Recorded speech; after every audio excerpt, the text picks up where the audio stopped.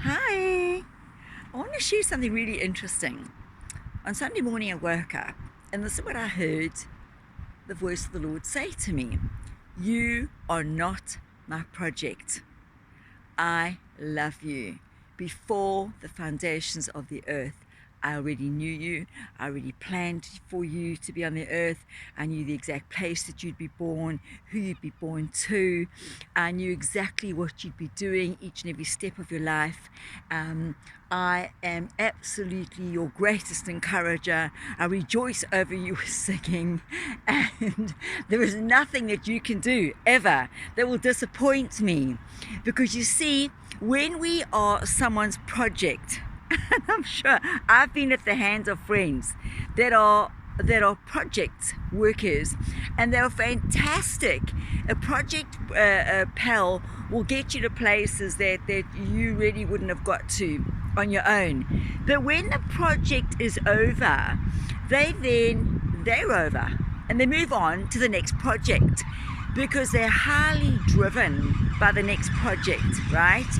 And so it can leave you feeling really almost abandoned in many ways, because there was such an intensity with the project. Now, any project, whether you're planning a garden, whether you are upcycling, refurbishing your house, building an outdoor activity, a project is very intense. So whoever you're working that project with, they are with you all the time. You kind of eat, sleep, and drink coffee, many cups of coffee or many cups of tea, whilst busy with that project, right? And so really, then when it's over, that's over. So one that is not a project-minded person, that is a relational person, feels a dreadful miss of that. Goes, well, what's happened? Where have you gone?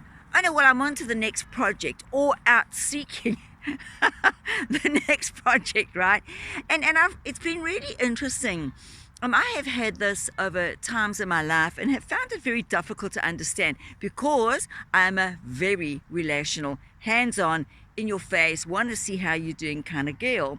But it was just so refreshing when the Lord spoke to me upon waking up and said, you are not my project.